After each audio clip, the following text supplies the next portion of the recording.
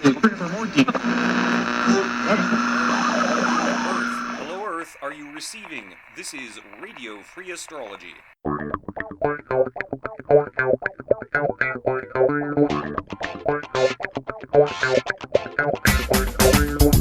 Hello everyone, welcome aboard. My name is Matthew Curry, your friendly neighborhood astrologer, and this is Radio Free Astrology. My guest today is going to be on in a few minutes. It's JOSEPH MILNES of Astrologeeks. You're going to want to hear that. We're covering a lot of ground, including developing apps and what the heck is a profection anyway. But before we get to that, it's time for the weekly breakdown. No, not that kind of breakdown. The breakdown of the astrological events that'll be happening this week. And you know what? This week has me a little concerned, I'll be honest with you. I mean, there's not all bad news. It's never always bad news. Like, for example, the week starts out with Mercury conjunct Venus, which is a really nice, creative time. It's a chance to ask nicely for things, and to write that love letter, make that apology, and just, it's generally good for creative pursuits. So keep that in mind when we get to all the bad news. Like, for example, October 31st, Halloween. Yeah, I know, I tried to hold it off as long as possible, but Mercury's going retrograde again, and, here's the thing. All the standard warnings apply with this Mercury retrograde. However, given that this one is in Scorpio, I can't help but think that the screw-ups that we're all going to make as far as our communications and our short trips and our agreements might have kind of edgier results. So please proofread, please think before you open your mouth, and please make really sure you have directions to get to where you're going. Yeah, Mercury retrograde might be kind of a hassle, but it's here we are, right stuck in the middle of both of them. Think, especially when it's compared to that I'm talking the two about big aspects is that are happening. It's kind of transiting interesting Mars because in Libra one of them square actually Saturn happened, in hit the Capricorn, exact degree, and last that week, and is the next one just isn't a really hitting kind the of exact an degree until unpleasant time next when week. You're going to find that there's a lot of obstacles, a lot of people being unnecessarily obstinate, a lot of folks just not playing along. And keep in mind that when these other people are making trouble for you that way, you might be making trouble for them too. This is particularly important because if you've been following my work for a while in print, you'll know all about the Saturn-Pluto conjunction, the big news that is exact in the upcoming January, but is still going to be a tremendous influence both on world events in general, and specifically in the lives of many of you out there listening now. This is in some ways a week when you're going to get maybe a sneak preview of what that conjunction is going to be doing in your life. Because although Mars square Saturn was exact last week, it's still in effect this week, and Mars is now building up to the square to Pluto. Oh dear, Mars square Pluto, that does sound bad, doesn't it? It doesn't have to be a disaster, but it's going to be difficult. I said that Mars square Saturn was going to see a lot of people being stubborn and obstinate and getting cranky. Pluto's going to turn that up to 11. And, the one thing I can recommend is just try to be nice to each other. Take your time. Don't jump to any conclusions. And double down on everything I said about Mercury retrograde. Because, getting cranky unnecessarily about things is one thing. Getting up at 3 a.m. and sending a hostile email to your boss about it is quite another. But I have faith in you. I know you can do it. And if you ever need to talk to an astrologer about these things, the address is astrologyshow@gmail.com. Drop me a line. Let me know you're out there. And you know what? Ask for a free ebook. Why not? I'll bet you I'll send you one. Anyway, in a few minutes, I'm going to be having an in-depth conversation with JOSEPH MILNES, where we're talking about astrology, technology, and profections. Whatever the heck those are. Yeah, I know what they are, but a lot of people don't. And I've been working a lot with them recently, and it's a fascinating predictive technique. Anyway, that'll be in a minute, but first, a very important announcement from Marianne Williamson. Hi, I'm Marianne Williamson. I'm considering Writing to Matthew Curry for a free ebook. and I want to tell you why. I think you should too. Previous to the founding of this country, The entire civilization of Europe was run according to a monarchical and an aristocratic system. Who were the only people who could afford an astrologer. Nobody else had those rights. Nobody else was entitled.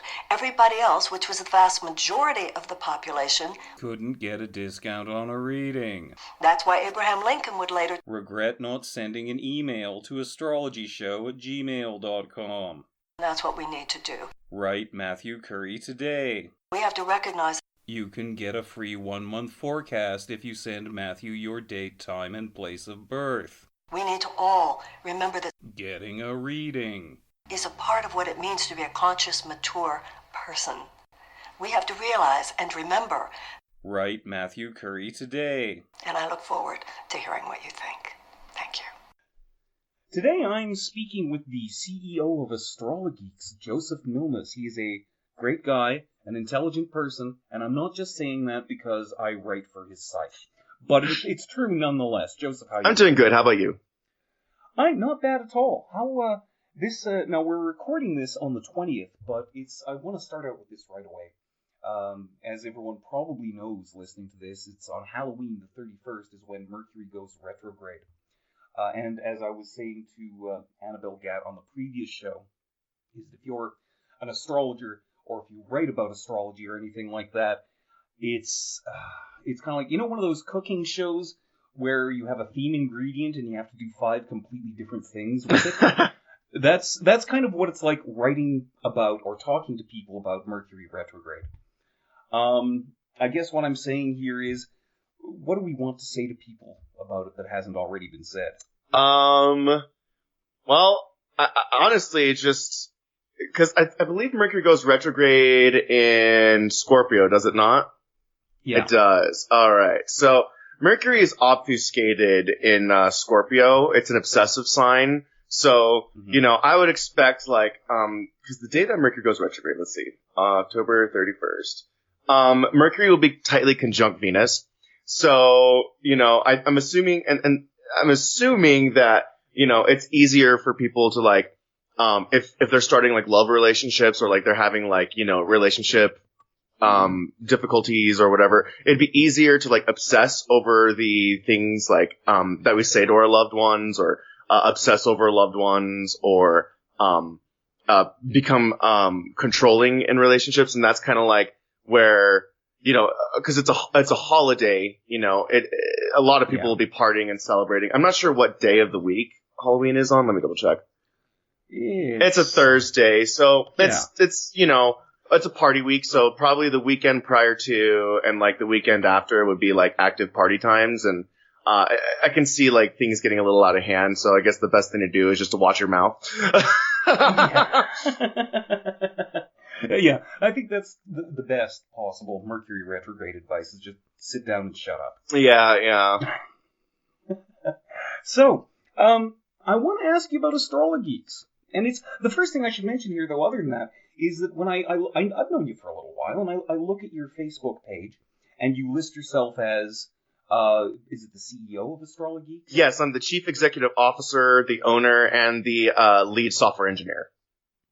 And I'm willing to bet that unlike most people developing astrological apps, that you really know your astrology. Why don't you bill yourself as an astrologer? Let's put it that way.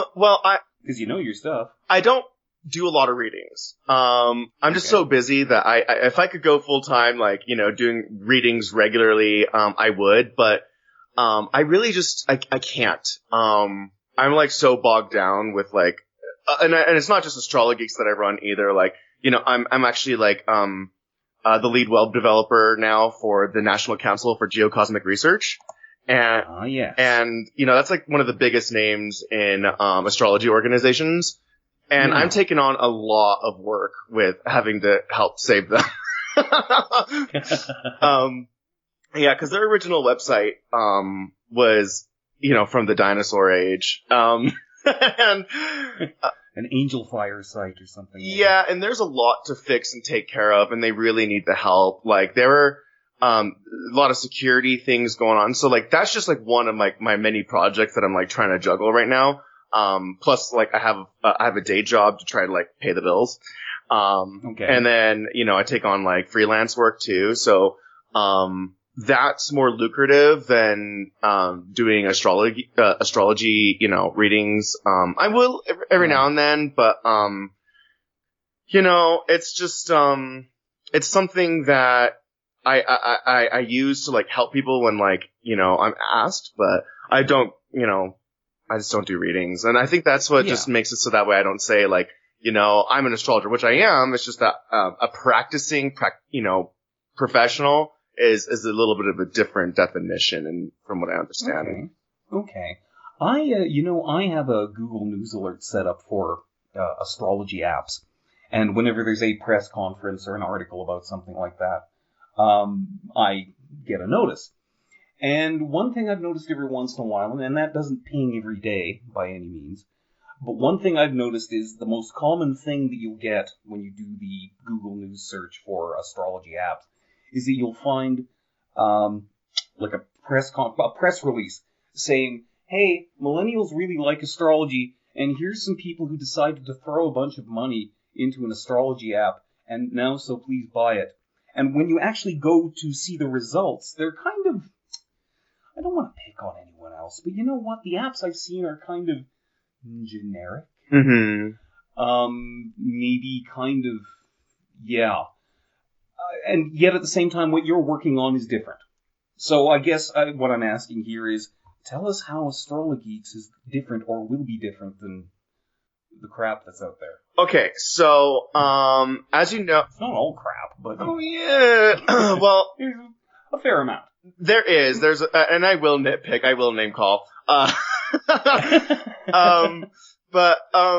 There's some people that... Okay, let me break it down. So first let's talk about, like, what is out there on the market. And there, for the most part, you get, like... astrology calculators, like, like Vedic ones, for example. Like, I think, it's AstroSage.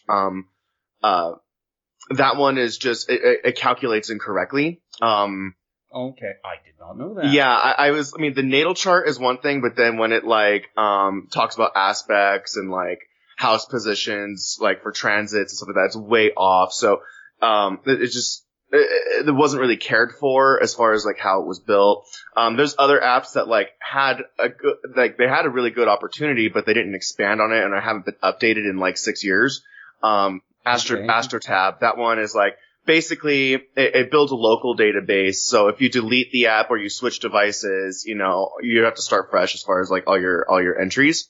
And since it hasn't been updated in like 6 years, it's having more and more bugs and like crashes, and like it only has like 3 or 4 different calculations, which is a natal chart, transit chart, current chart, and then a composite or a synastry wheel.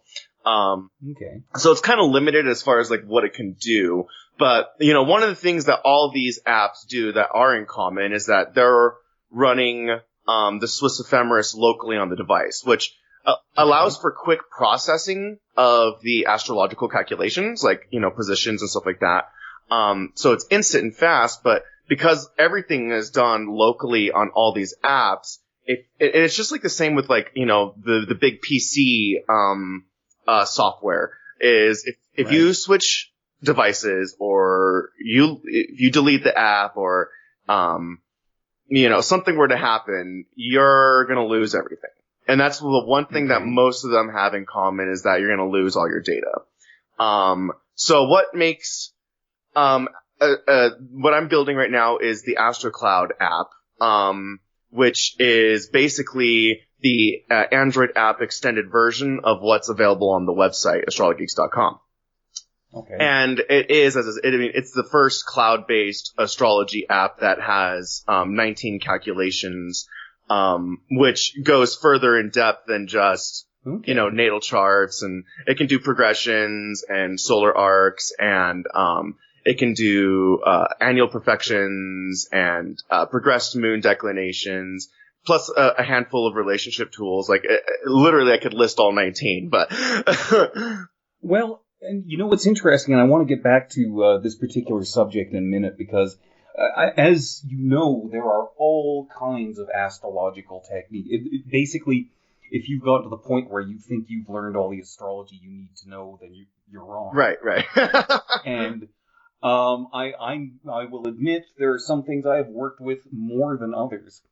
And profections is kind of one of those things that I hadn't even really gotten around to looking at until recently. And it's kind of like, now that I'm looking at them, I think, whoa, dude, this is a cool idea. So, just what, in your words, what's the easiest way to describe it? Is it annual profections is the correct usage? Yes, annual profections. It is a Hellenistic astrology technique, so it's well over 2,500 years old. It's a Time Lord technique, and a Time Lord technique in Hellenistic astrology is like equivalent to like the Dasha system in Vedic astrology. Yeah, I was going to say it feels kind of similar to that. And by the way, anyone who knows me very well at all knows that this is the point in the show that I am going to insert a sound effect involving Time Lord.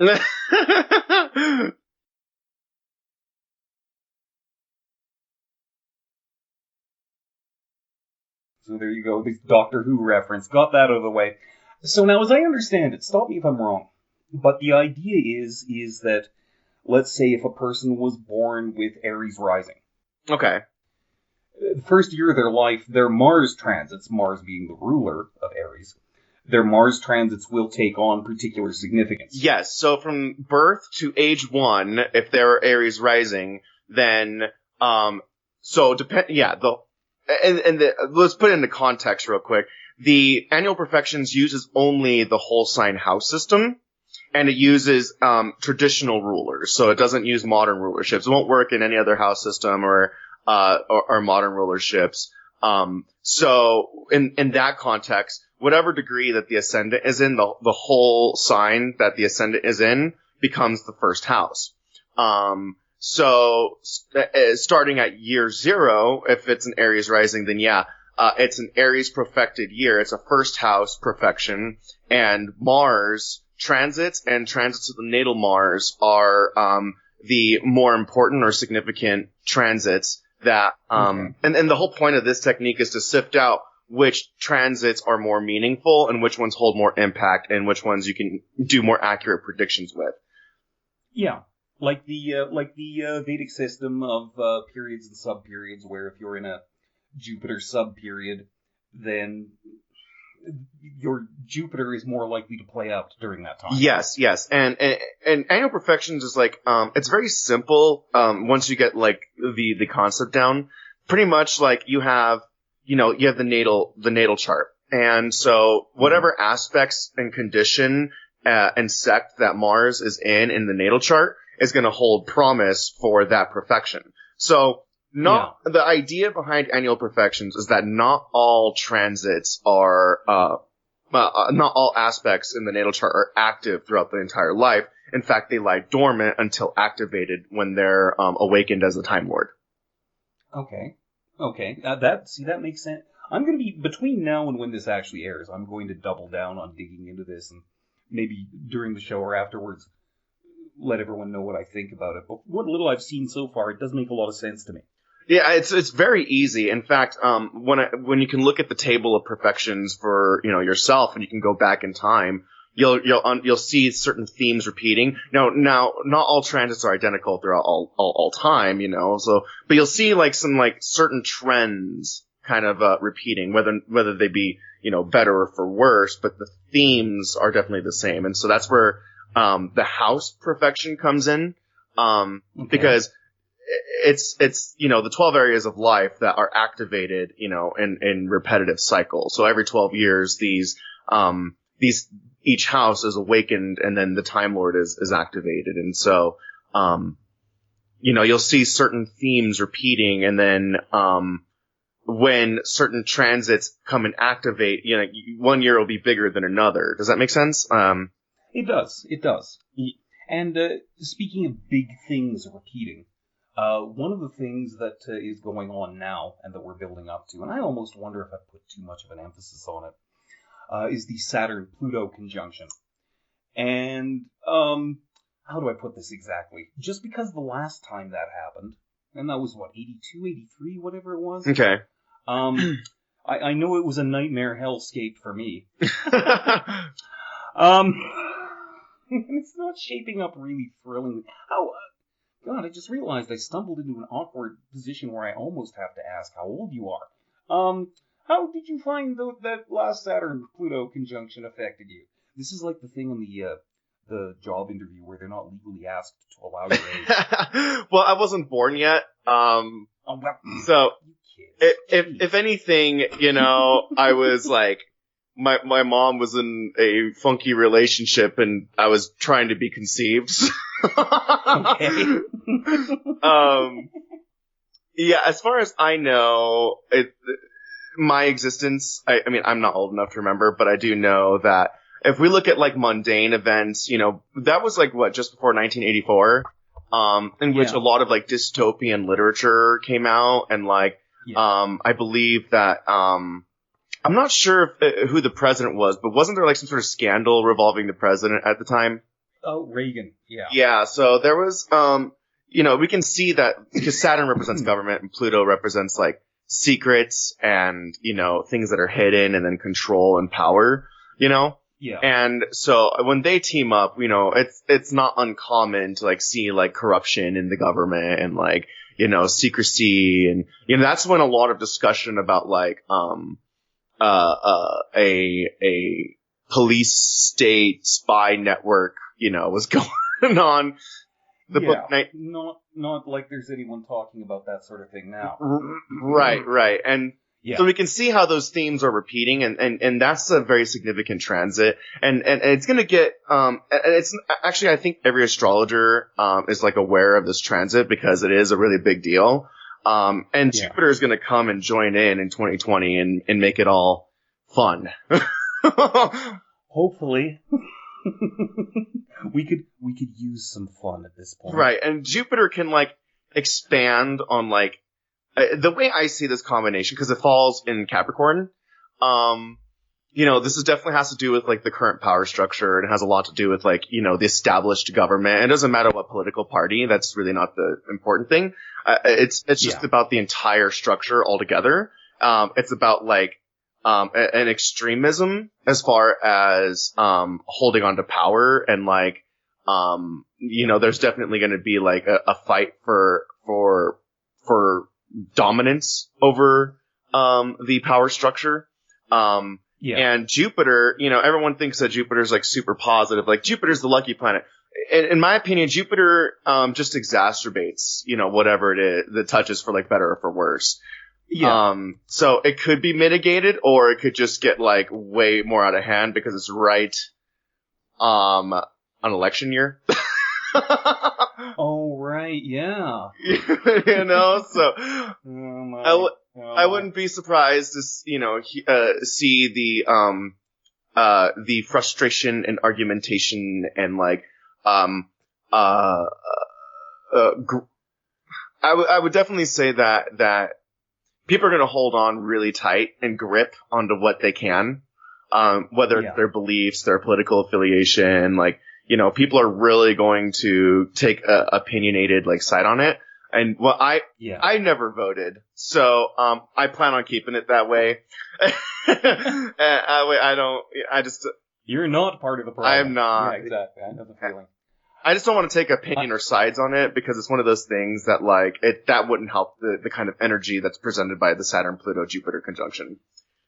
That, and I've given up on making any public pronouncements about this politician or that politician astrologically, simply because 25% of the audience will automatically agree with you because you do or don't like politician X. 25% will take the opposite stance, and the 50 in the middle are probably sick and tired of it anyway. Right, exactly. Plus, with something like that, it's a 50% like toss up as far as like, what the actual result may be. It's either or, it's one or the other. And that's kind of like part of the problem that's like represented with like Jupiter, Saturn, Pluto conjunction is, you have this 2-party system, and, nothing's really gotten done. Like everyone's fighting with each other. Yeah.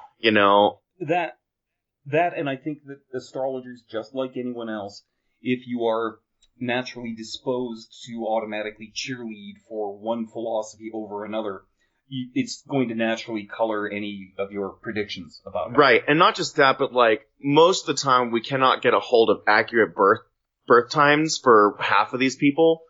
And there's no point in doing a prediction when you can't get an accurate birth time. And then even then, there's a lot to consider. So I would lay low, because last time that happened, everyone at the International Society for Astrological Research predicted a Hillary win, but that turned out to be the opposite case. That did not. There was a recent. I wish I could remember who did it. A webinar from there about why most people got it wrong. And it's, how do I put this? Like a lot of things in life, it was remarkably complicated and easy to misinterpret. Yeah, and we didn't have Hillary's birth time either, which made it, even more obfuscated, so...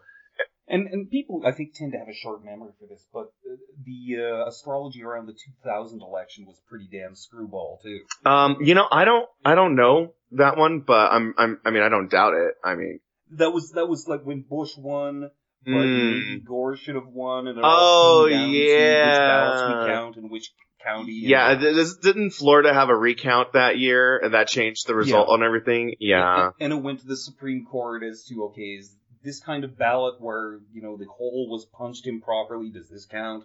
Does it? Anyway. And that's kind of just. Yeah, so elections are really just one of the most difficult things to predict, and honestly, they don't happen frequently enough to be able to, thoroughly test out a method that works out best. My opinion, if we had accurate birth times and used Time Lord systems in combinations with transits, we could make a determination, but, that requires having, two people picked out, we have to already get so far into it, And just no matter how messy American politics gets, try Brexit. Right. And I think that we've got bigger things to worry about anyway, since, we are coming up to like the 19-year synodic, is it the synodic cycle or is it, I forgot the word for it, but basically it's a 19-year cycle of eclipses. Yeah. And we're coming up to the 19-year anniversary of 9/11. In which the in case for the listeners out there that don't know, every 19 years an eclipse falls on the exact same degree, minus a few minutes, as it did the 19 years before. So every 19 years it repeats, just moving slightly forward ever so slightly. And last time that happened, the eclipse fell at 0 degrees Cancer. Right. And that fell on the United States Venus. And 9/11, the actual day of the attack, coincided with Mars passing over that eclipse point.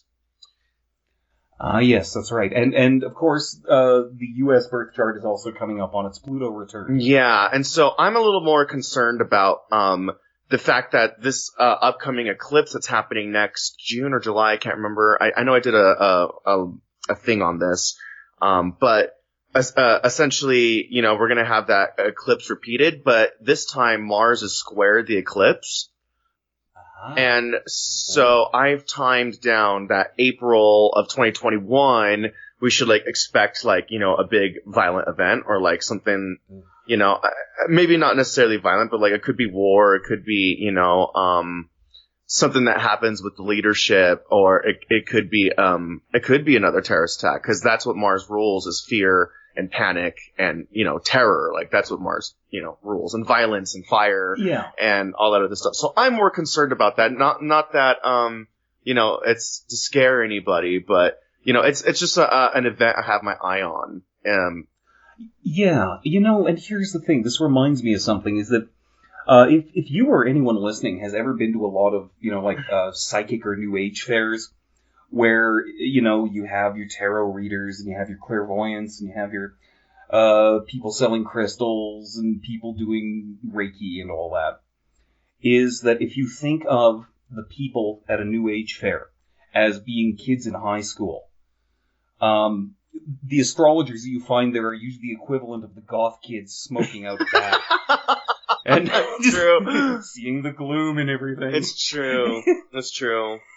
Yeah, and even then, like, those are astrologers. You know, it's very interesting because like people who are really in depth in astrology like associate with other astrologers, and it's a community where everyone's like sharing knowledge off of each other and like practicing, and like usually you're part of like the big groups of some kind, or eventually you get into like going to the conferences and stuff like that. But then you run into the I call them like playground astrologers, where if they can't see something in an astrology chart because they don't really have that much like skill, then they'll turn to tarot cards or other forms of divination to help them get an answer, which is just very subjective. That's why I prefer astrology, because it's you can't spoof a chart, you can't randomize it. And this is one of my biggest objections to using asteroids a lot, is that if you want an answer, will my relationship work out, despite the fact that it isn't? You can go through the Rolodex of asteroids until you finally find that, your secondary progressed Eros was conjunct the other person's solar arc Neptune, therefore your soulmates. Yeah, I call that TMI astrology. Where someone shows a chart and there's like 50 points on there, and it's like every point you could ever get, and the entire chart looks like just nothing but like lines. Yeah. And there was an interesting analogy here. Any chance you ever used to watch House MD? No. Where every week they would solve some kind of mystery illness. And at some point, someone asked, we've got all this expensive equipment. When someone comes in with a mystery illness, why don't you just give them a full body scan? And the answer to that is that even a normally healthy human body, if you do a full body scan, will have like half a dozen or so little anomalies in it that could easily sidetrack you from finding the proper diagnosis. That makes sense. And I almost think throwing in too many asteroids and TNOs and TMIs and whatever, you're kind of a risk of that. Yep. So long story short, fresh ingredients simply prepared, whole sign houses, traditional rulerships still work. Yes, absolutely. And they're the only rulerships I use. And I lean towards Hellenistic astrology, even though in Hellenistic astrology we are incorporating Uranus, Neptune, and Pluto. We just don't assign them rulerships. So in Hellenistic astrology, we kind of have more of a pessimistic view of those three planets. Yeah. Uranus is very disruptive. Neptune can be very illusory, and like Pluto is very obsessive and secretive. And that has a lot to do with like the philosophy that these planets are not visible. The 7 visible planets, we've known about for thousands of years. They're very obvious in like their effects. The outer planets were only recently discovered, and like, in the long scheme of things, they're brand new. And we really don't know that much about them, and we are learning about them. And, it's just that, they are not reliable, planets to like assign a rulership to. Just because you find it fits an archetype doesn't mean it rules that it doesn't rule that archetype. It may share qualities, but I think in another 1,000 years we might be able to come to an understanding and definition of these planets over time. But it takes a lot of observation, and we can't just assume that like. And sometimes I hear like astrology videos where people are like, Uranus is the ruler of Aquarius, and everyone has like this very optimistic like view of like the age of Aquarius. I have the opposite view. I have more of the ancient view, which is Saturn. And it's a dark age. It's a silver age. Like, we're running into the future of technology, and that doesn't necessarily mean that it's all about freedom and enlightenment. It could very well be the opposite and be like about control and oppression. And that's kind of like where technology is heading when people build like RoboCops and stuff like that. Oh yeah. It's only this is something that amazes me, honest to God, is that basically every military robotic system that has been built or will be built was built largely by people who were nerds growing up as kids watching science fiction. Mm-hmm. And if there's one thing we should have learned from science fiction is don't give guns to robots. And they are. it never works out well.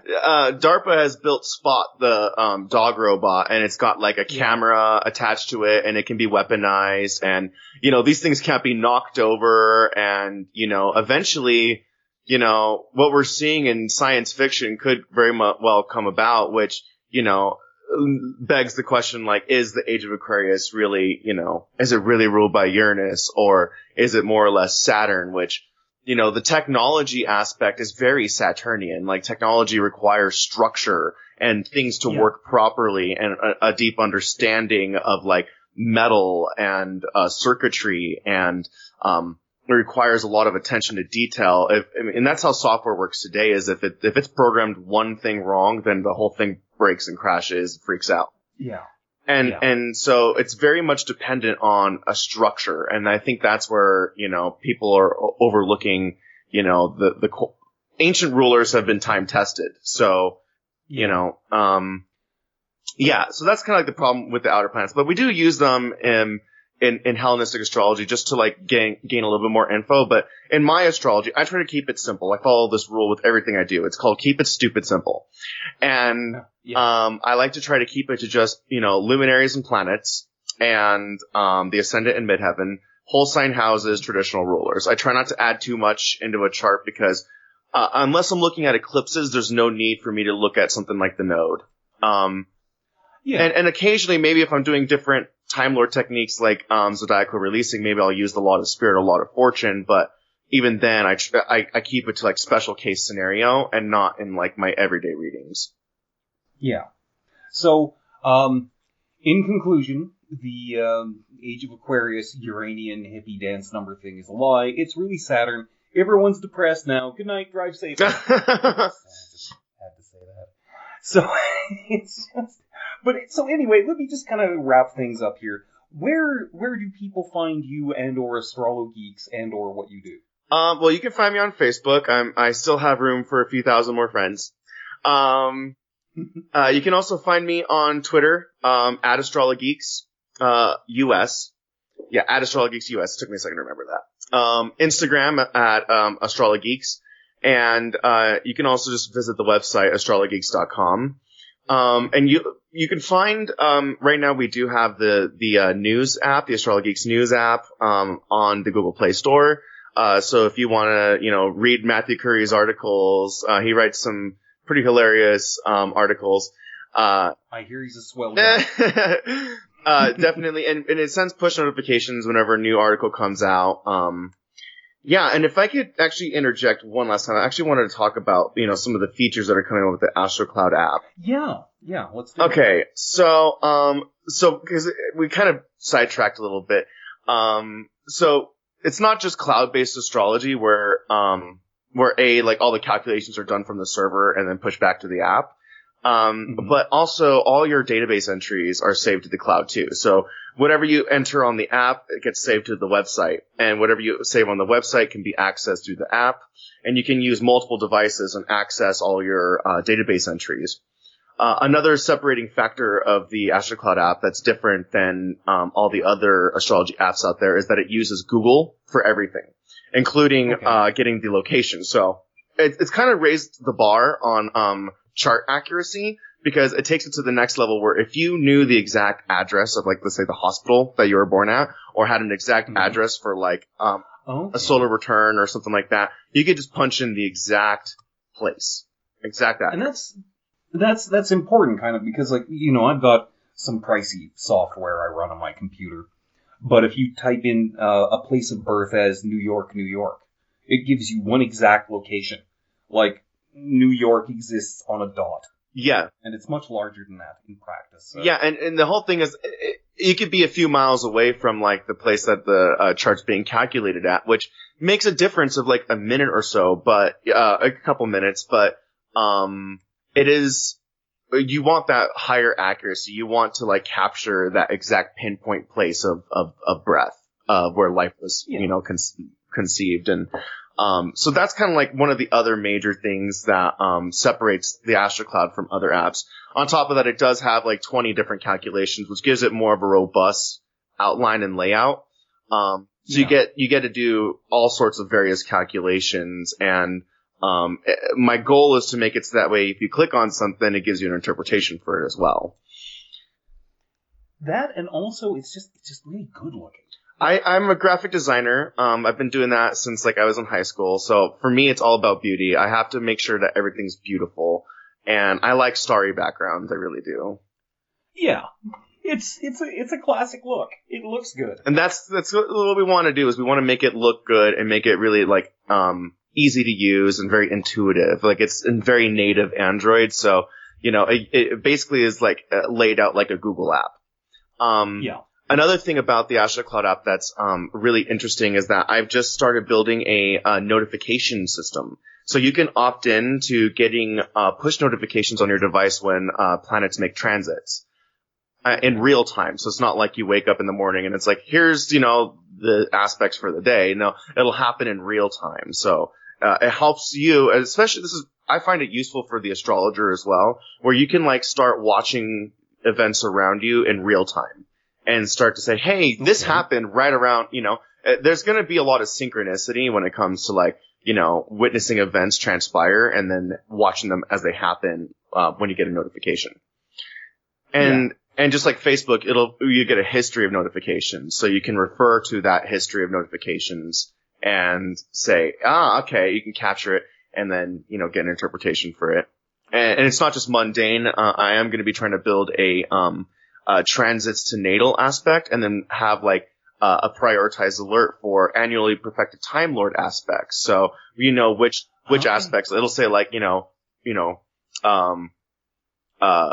priority transit alert or something like that. Urgent transit alert. So for example, I'm in a Aries perfection myself. It's my 7th house because I'm Libra rising. I'm 30 years old, and I would like to keep an eye on Mars since the last couple of Mars, at my Mars return and then the Mars waxing square, I got in car accidents. So I'm going to lay low at the Mars opposition coming in November. Yeah. But, take it easy. Yeah. But also transits from other planets to the natal Mars, you got to keep an eye out, and that's just how the annual perfections work is you want to prioritize which transits are more important. And then, I think what I want to do is after the initial release of the app, and so far I've shown some people demonstrations of it, and people really like it. I think it'll be it'll take off way quicker and way better than the website will, just because when you go to a website, it takes a lot of work. You have to put in a .com and all this other stuff, and then have to log in and all this other stuff. So I want to keep it easy for everybody. But in the meantime, there's still nothing wrong with checking out Astrologeeks.com. Yeah, no. In fact, if you sign up now, we do have free memberships, but I'm going to be soon changing the membership levels. Since we want to make it. Here's the thing about Google Maps is that it's not free. You have X amount of queries we can make with the Google Maps before they start charging us. So I am going to have to figure out a way to help cover those costs, because that is that could, if everybody gets on it, it could get kind of expensive. So I will figure it out. No worries. We do have some loyal members right now, and this website does do a lot, enough as it is, and it is more secure than Astro Dynst. One of the things about Astro Dynst, and I see everyone's Astro.com, is that Astro Dynst lets you know right off the bat, when you start entering database entries, is that it says, hey, all these charts are publicly available. They have a lot of security issues. They have a problem keeping HTTPS across the site, which is encryption. I did not know this. Yeah, there's a lot of issue with using that site as far as security is concerned and vulnerability. Plus, it's a mess. It hasn't been updated since it was built. So their whole focus is creating reports, but it's a mess, and even then I plan on even redesigning my website to make it a little bit easier for people too. It's a work in progress. I have carpal tunnel. But yeah, and then eventually in the future of this app, I want to take it to the next level, and hopefully sometime next year, after we've debuted this first iteration, I would like to make it have Google Voice interactions.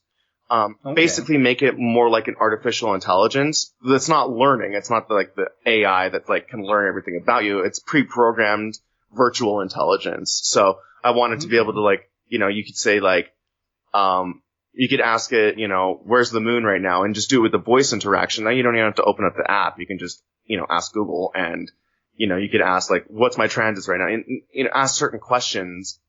Right. And have that Google Voice interaction that allows you to like use this app seamlessly and having it run in the background too. Yeah. So, yeah, you can just eventually get to the point where, you know, can you tell me where the moon is? And it'll tell you the moon is currently void of course in Pisces. Go ahead, have another beer. Yeah. Void of course is definitely one of the buggier things I'm trying to work out, because it's a little slow to run, but it can be done. I have to find out where the bugs are at, and it's one of those things that the Swiss Ephemeris doesn't work on a local server, so I have to test things on the live server. So I have to like, yeah, it's a lot to do. Plus, I'm like super busy with like everything else I'm doing right now. That's, you know, and it's funny because when it comes to that level of technical expertise, back in the early 90s. I was like on the cutting edge of public access internet. Like back when you had to, before Windows, when you had to manually network computers. But since then, I've kind of turned into the old guy who doesn't know how to work the remote control. Well, that's kind of the problem with a lot of the astrological, I don't want to say community, but the astrological world, is that a lot of these softwares and websites like were built like in the 90s. Maybe even earlier. I know the first iteration of SolarFire was a DOS program. Yeah. And, you know, they're aging. The developers that built them, they're not catching up with the times. And that's not good, because eventually robots and hackers will be able to like compromise the online sites that aren't up to date and aren't most secure. And robots and hackers. There's your Age of Aquarius right now. And another thing is that like, you know, users eventually are going to drop those websites since they're so cluttered and they're not designed well. They're not designed for mobile that well. Like they're really messy. And you know, it's like a wall of text for a lot of these apps. Even SolarFire, as useful as it is, it needs a UI update. It needs to be much more intuitive. I find myself looking at the app and like, just like, what do I do? How do I run this? Because, you know, technology is leaning towards making the user interface, friendly for even the most novice of people. And that's where like, you know, iconography comes in, and like we want to, and navigation, like we really want to make, you really want to keep up with the times with that, and that's where a lot of these companies and like a lot of these softwares are like starting to fall behind. Is they're not saving to cloud, you know, they're not saving to the cloud, they're not secure, their user interface is clunky, and people are just like, right now I know a lot of people are like dependent on them, and that's the reason why people aren't like totally dependent on certain astrology apps for their phones, because they don't have all the same like expanded functionality that some of these like, you know, desktop softwares do. And so really, honestly, like, and I imagine in the next like 10 years, those softwares and websites will be obsolete. Yeah. Hopefully we won't be. No, I won't be. I mean, as far as I can help it, I will not let that happen. And that's because technology is in a whole new place right now that, you can't just have a website and not expect to maintain it now. You know, and that's kind of like the problem with a lot of the websites that like, I have to come and rescue people sometimes. And oftentimes the website's out of date. It's been compromised. They haven't changed servers. There's not a firewall. It's a huge mess. And, you know, I have to end up saving a lot of websites from, malicious attacks. Like, you won't believe how common it is for, if you have a website, especially if it's like a WordPress website, eventually it's going to get compromised. And, it's going to get breached. And if you don't keep your software up to date, and if you don't have the proper protections in place, you're gonna run into risk of injection on your site. And an injection is like when someone puts malicious code into your database or on your website, and then you get blacklisted by Google. Yeah. And so, that's, like I said, it's just the problem with all this old software is that it needs to, and I'm hoping maybe one day I can provide a solution for that where I can somehow team up with some of these companies and provide the AstroCloud database service to these applications. That way, we can at least start making so that way, like, maybe it would be nice to have SolarFire be able to save to my cloud, and then you can access your database entries, from different devices. Yeah. And maybe if I could go in and help them, I'd redesign the interface.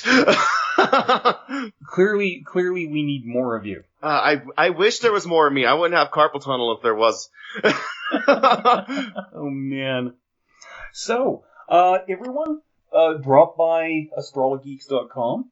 It was great talking to you. We covered a lot of stuff, and it was all pretty cool. Well, hopefully we can talk more in the future. I definitely have a lot to say. Definitely have a lot to say. I've done lectures and taught some techniques, one of my specialties is return charts. So maybe in the future we could like talk about, another technique and just focus, primarily on like a technique or something. Okay. Oh, you know what? Yeah, I've already got an idea for that. Yeah. So yeah, I'm definitely open. You'll see me around more. Right on. And try and catch me on live stream if you're a friend of mine on Facebook. I do live streams and try to do some, online courses and stuff like that too, so. Right on. It was really good talking to you. Yeah, thank you. I really appreciate this. I'd like to thank Joseph again for being on the show, and I'd like to thank most of all you for dropping by and spending some time with me. Next week, I'm going to be talking to Mecca Woods. That's going to be exciting. And I'll have an announcement of some importance about some kind of important thing that I'm going to be doing soon on this podcast, and you get to participate. Sounds exciting, doesn't it? Anyway, until next time, I'm your friendly neighborhood astrologer, Matthew Curry. Make sure you write me for a free ebook. The address is astrologyshow@gmail.com. And as always, no matter who you are, no matter where you are, no matter what sign you are, as the Black Panther told us, Yibambe.